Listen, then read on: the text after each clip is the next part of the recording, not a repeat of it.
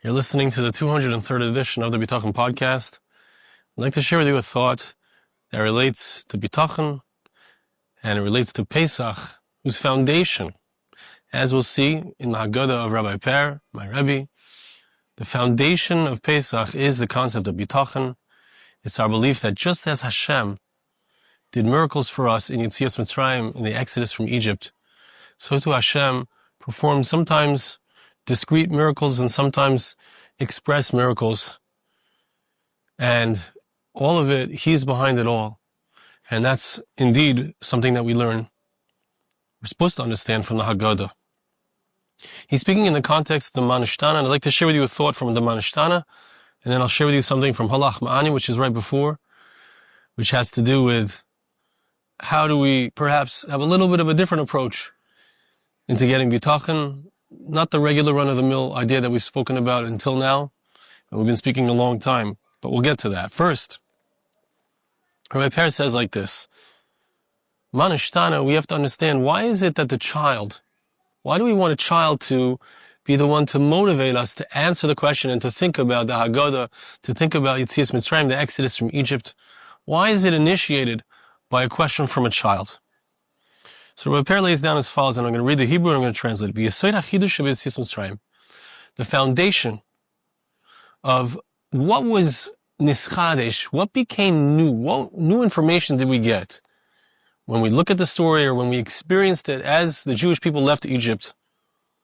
Is something which happens again and again, which is renewed. It's a concept that happens again and again in each and every generation.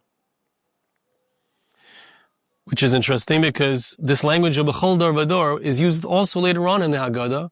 We speak about the fact that in every generation they rise up against us to try to destroy us. We'll come back to that thought. But here we're speaking about the fact that Hashem redeems us in every generation. The understanding here, the foundation of Yetzias Mitzrayim, of the Exodus, which we mention every day, which we say, Yechiel Yetzias Mitzrayim. We remind ourselves about it in Shema. We remind ourselves about it in Kiddush on Shabbos. Constantly, it's in the mezuzah on our door. It's in the tefillin that we wear. Constantly, we're reminding ourselves about the Exodus. Why? Because there's something foundational there, and that is, Hashem is involved intimately. He didn't just create the world and then let it flow. He's involved intimately in human lives. Everything that happens only depends on Hashem's divine providence. We need to understand, we need to know that just like in Egypt, it was only Hashem. It was not an angel. It might have looked like an angel. Moshe Rabbeinu might have been the one to with his staff and with his warnings to Perr, it might have looked like he was doing, but it wasn't him. Right? We don't mention Moshe Rabbeinu at all in the Haggadah. It's all Hashem. It was God, and there might have been shluchim, there might have been messengers that He used, but it was really Him manifesting through them. Every single thing that happens to every single individual, me and you, and everyone around us, and nations, it's all just a manifestation of Hashem's will.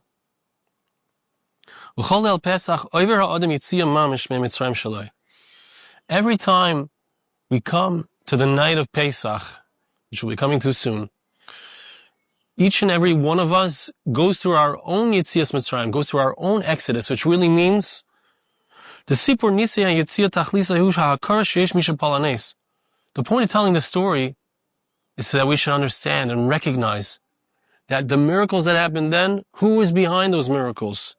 Who intervened in human events in order to bring about a salvation for Am Yisrael, to take us out of slavery, out of bondage, and to give us the Torah, to create a relationship with us. It was Hashem. And Hashem is behind the miracles, and He's behind every single thing that happens to this. But He says an interesting thing.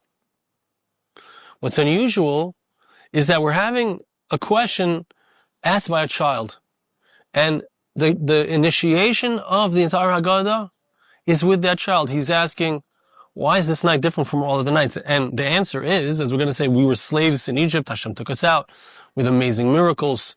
And He's behind all the miracles. And He is the foundation of our lives. Every single thing that happens to us, there's no happenstance.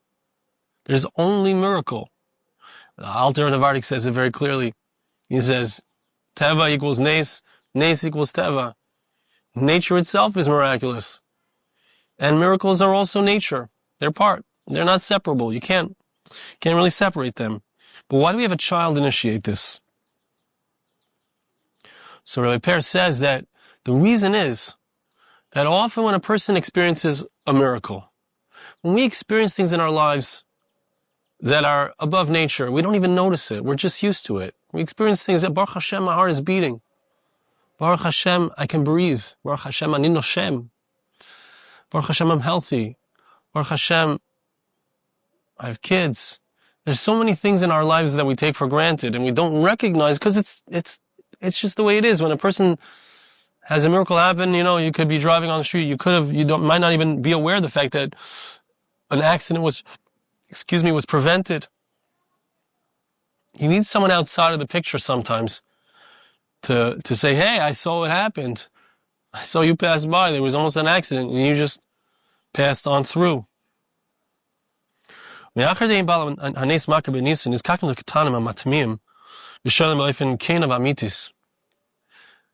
a child to ask the question. I have a 2-year-old son, Baruch Hashem, and he's starting to ask the Manishtani, he's learning to say it. He might not know what he's talking about. But, for example, I just brought him and my other kids, some of my kids, to a Matzah factory, and you could watch their wonder as they saw the machine matzahs and how the dough comes through the machine, it gets flattened, then it goes through the oven, gets cut into squares first, etc. We watched the whole process. We watched them creating the hand matzahs, putting it into the oven, and you watch it and you're in wonder. Right? You could watch on my children's faces. But we need that wonder because we need a children's look. A child looks at things with innocence and with realness. Sometimes it takes an outsider's view, a childlike view, for us to realize something that we might know already, but we're not thinking about. Right? The Mesilas Yesharim says at the beginning of the Sefer, he says, I'm not going to teach you anything that you don't know. I'm coming to teach you something that you already know, but we don't pay attention to. We need a child to be Ma'ir. Why is this night different from all other nights? By him arousing the question, so it awakens us to the things that we became indifferent to. We got used to it. And it awakens my own hispilus. Hispilus means my feelings, a feeling of inspiration. I can get inspired. My kid asks a question. He's inspired. He's noticing something different. So it wakes me up to it. And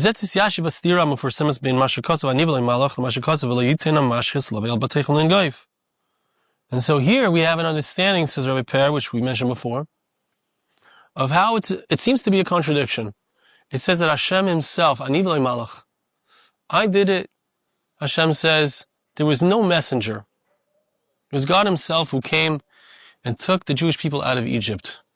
It looks like Moshe. It's not Moshe. But there's another pasuk that Hashem commanded us when we shechted, we slaughtered the Paschal lamb, Korban Pesach. So we took the blood, put it on the doorposts. Hashem instructed us to do so that the angel wouldn't come to cause destruction. So it sounds like there's an angel which causes destruction, and it can't really distinguish between Jewish homes and non-Jewish homes. So it sounds like it's not Hashem doing it. So he explains, the Vadei Hoya Mashchis. There certainly was a Mashchis. There was a destroyer, an angel of destruction. Like we quote the verse later on in the Haggadah, which speaks about the destructive angels who are going to come and cause destruction to the Egyptians, Maybe it's talking about in the future time when we're going to see our geula, our redemption. There's going to be destructive forces that come and destroy our enemies, destroy their nuclear aspirations. But what we're after here, and this is Bitachon, is the recognition that it's Hashem and not an angel. It's not the Iron Dome system. It's not the THAAD rockets. It's not the Patriot rockets. It's not the Air Force. It is them. But HaKadosh Baruch Hu is working through them. Because there's really nothing else besides Hashem. The Malach comes and causes Hashchas, destroys the firstborn of our enemies. The Malach comes in the guise of beepers and destroys the firstborn of our Hezbollah enemies. Etc., etc., on through history, the destruction of Am Yisrael's enemies. It looks like it happens perhaps in a natural way or in a supernatural way, but it's not clear that it's Hashem.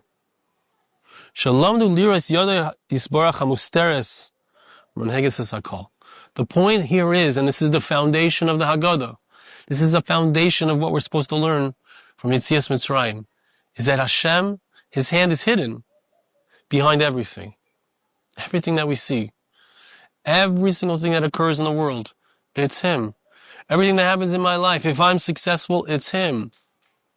Right? The danger of Koichi v'yotzim yadi, I was discussing over this past Shabbos with a very chashuv person. I ate at his Shabbos table with his family. His name is Ari Tabak. He has a sefer about Hashgacha Pratis, put out a number of years ago, bestseller. We were talking about Hashgacha Pratis, and he described he had a vision, an idea, a concept. You know, a child is sitting on a tricycle. And the child is on that tricycle and moving this way and that way, and veering in this direction, in that direction. He's okay, everything's fine. Now he doesn't realize it, but on the back of his tricycle there's a huge pole. And that pole has a handle. And with that handle, the parent, the father, is walking along behind the child and holding on to the handle. Now, when the child is veering this way and that, he's not touching, or he's not changing the course, the trajectory of the child. He's letting the child do as he wishes. But when the child is about to veer off into the street, into a place of danger, so the parent gently, or perhaps firmly, pushes the kid right back to where he belongs. And until that moment, the child doesn't even realize that the parent is watching. He thinks he's doing his own thing. He feels like if he got somewhere on this tricycle, he got there because of his own efforts, because he moved that steering wheel and he was turning his feet. But really, the parent was watching all along, waiting for the child to make a mistake so that the parent could keep that child safe. Kadosh Baruch Hu does the same thing with us. It seems like our efforts are actually doing it, but it's not. He's actually really in the end of it all. He's the one who made the tricycle. He's the one who lets us go veer this way and that way. He's the one who sends us back on track when we make mistakes. But He's behind it all, and that's the lesson of Yetzias Mitzrayim, of the Exodus. That's what we're supposed to think about as we come into the Seder. I'd like to share with you one more thought from what Rabbi Perr says in Holach Ma'anya. We say in Holach Ma'anya, right before the Manashtana, so we uncover the Matzah, and it's called the Lechem Oini, which means the poor man's bread, but it also means the bread that we're going to speak a lot about. Right, the Matzah, it's made out of the same ingredients as bread, but there's no Sa'or Sheba'isa. There's no leavening. The bread represents the hubris of the human being, his puffing himself up, making himself to be great. Look at what I've accomplished. Look how great I am. The Lechem Oini is the bread of affliction. It's flat. There's no hubris. There's no ego. There's no gaiva. How do we get that? Holach Ma'ani, we got it in Mitzrayim. We got it in Egypt. We got it when we were in servitude. And that's one way of squashing one's ego, is being beholden to, subject to our enemies. In Egypt, we were subject to our enemies. We were in exile. Sometimes they could be nicer to us. Sometimes they're more mean to us. being subject to people who wish to destroy us, whether it's Iran, whether it's Germany, whether it's the Christian world for the last 2,000 years, whether it's the Arab world, pogroms, tach v'tag, crusades. The list is endless. But what is the purpose of all of that? The purpose of all of that is to bring us back to ourselves, because we get lost. We get off. The more that we have hubris, the fatter we are, the more leavening there is, the more we need to be squished down. We need to be flattened a little bit, or a lot. The more we get involved in using our own koiches, so that there's a great danger. So there's the lechem oini, but it's interesting because the same exact bread, as Rabbi Perr points out, I also heard this from Rabbi Haber, the same bread is the bread of oini, it's the bread of affliction, but it's also lechem ha'geula, he refers to it as. It's the bread that we eat as we're leaving Egypt. We're leaving Egypt, and as we leave Egypt, we're redeemed with that bread. Right? There was not time for the bread to rise, and as they left, they ate the matzah. That's why we eat the matzah, as the Passover says. So in the geula itself, in the redemption itself, there's that flat bread. But you see, there's a great danger. Because as we get out, we had something to limit our yitzhar, to limit our egos. And really we can't stay in a place of redemption if we don't remain with our ego limited. We need to stay in a place of servitude, not to Egypt, but now servitude to HaKadosh Baruch Hu. Receive the Torah. And by the way, that place of servitude is really a place of connection and love. It's a place of relationship, and it's the same place as Bitachon. That's why I'm talking about this. The sense of Bitachon, the sense of trust in HaKadosh Baruch Hu comes out of a sense of relationship. The Mishnah says in Pirkei Avos, it says, Asei ritzayncha ritzaynai. Sorry, Asei ritzaynai ritzayncha. Make Hashem's will your will. Submit yourself, surrender yourself to God's will. And Hashem will make other people's wills subservient to yours. First, in Bitachon, really, we've talked a lot about different kinds of Bitachon. We've talked about where I ask Hashem, where I can have Bitachon, I'm going to get something that I want, specific. But there's another level of Bitachon which we've also spoken about, which is where I accept whatever Hashem brings to me. And really I need to start with that. I need to accept that whatever happens to me in the world is Hashem's will. And then I can go on to, perhaps, once I have a relationship with Him, asking for something that I want. But it really starts, and by the way, it ends up being that I really only want what He wants. I don't need anything in excess. I don't need anything more than that. But that's the lachma anya. But how do we get to the lachma anya? And here's my last point that I'd like to share with you. It starts with halachma anya, the achala of a son of Ardim Mitzrayim. This is the bread of affliction that our forefathers ate in Egypt. So it talks about that, the bread, reminding us of the limitation of our ego. But what happens in the middle here is, Kol dichvin Yesev Yechiel. Suddenly we start saying, whoever wants can come and visit us. You want to eat with us? Please come. Kol ditzrich Yesev Yivsach. Whoever wants to eat the carbon Pesach with us, please join us. And then we end off by saying, this year we're here. Next year we're in the land of Israel. Now we are servants. We're servants of American dreams of wealth and prosperity. We're servants of all kinds of secular ideals. But we want to be free. We want to serve you. We want to serve you and learn your Torah. But how do we get from the lechem oini, from the bread of affliction, to subservience to the nations? How do we get back to the land of Israel? How do we get to be free? How do we get to be free of all of the ideals and ideas that we've been inculcated in since our youth from the cultures that surround us? And the answer is in the middle. The pathway is kol dichvin yaseh v'yichol, kol ditzrich yaseh v'yifsach. Whoever wants to come and join us, please join us. There's something, we're used to bitachon being something that has to do with bein adam l'malkam, between myself and God. But I want to offer to you that it's possible to get into that space in another way that has to do with bein adam l'chavere. Offering someone else, please, how can I help you? How can I be of service to you? How can I invite you? Please, can I invite you to join my meal? To join in my carbon Pesach? Can we do this together? It reminds me of something that my Rabbi quoted on Shabbos. On the mitzvah of Yachatz, we break the middle matzah. What's the reason for it? So it's brought down in halacha that the reason is, I believe it's the kolbo.